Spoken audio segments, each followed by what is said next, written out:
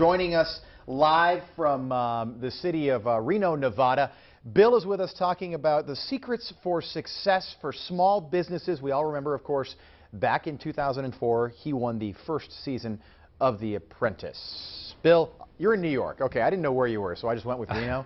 Well, that's a good one. Yeah, I figured where would Bill Rancic be if I had to guess? Reno. Reno, playing Nevada. the slots. It was that or Des Moines, but I went with Reno.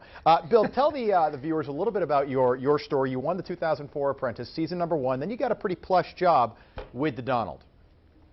I sure did. It was certainly a life-changing experience for me. I got to build or help build the high-rise in Chicago, the Trump International Hotel and Tower. So for me as a small business owner, it was one of the most remarkable experiences of my life to learn and work from a billionaire. And you had some success with that. I understand that you actually owned a property in that building and sold it not that long ago for a substantial profit. Well, that was in another one of his buildings. Yeah, I've had a little bit of success in the real estate market since my apprentice days, but I learned from one of the best. Yeah, you can afford those Tom Ford Blazers. All right, so tell us, what are some of the secrets while we're in Small Business Month here? What are some of the secrets to success for small business owners? Well, it's tough being a small business owner, obviously, but I always give them 3 tips. One, you got to be agile. You've got to be willing to adapt and adjust as the world is changing around you. If you don't, you become extinct. Secondly, you can't do it alone.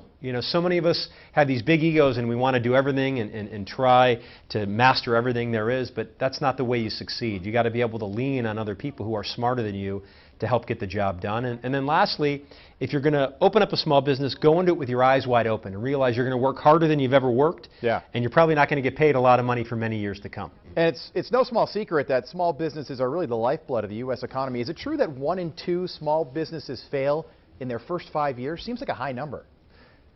Yeah, it's a high number. There's no doubt about it, but I've got a more encouraging number. Over the past 10 years, 2/3 of all the jobs created have been done via small business. Right. So there are a lot of small businesses that are succeeding. They're creating most of the jobs out there. And I'm just traveling around the country trying to celebrate the small business owner and educate consumers as to how important they are to our economy. Killer hair, wonderful blazers. Will you be making a stop in Bakersfield during your cross-country jaunt? Well, I am traveling around with the folks at Intuit QuickBooks, and we are giving one small business owner an opportunity to win a fully paid, fully produced commercial that will run during the biggest football game of the year. So hopefully Bakersfield is on the stop. Hopefully a small business owner from Bakersfield wins this commercial because it's going to be a life-changing opportunity for one small business owner. Yeah, much like the Apprentice was for you all those years ago. I understand quickly that you guys are saying goodbye to Hollywood and moving to Chicago. How's that all going?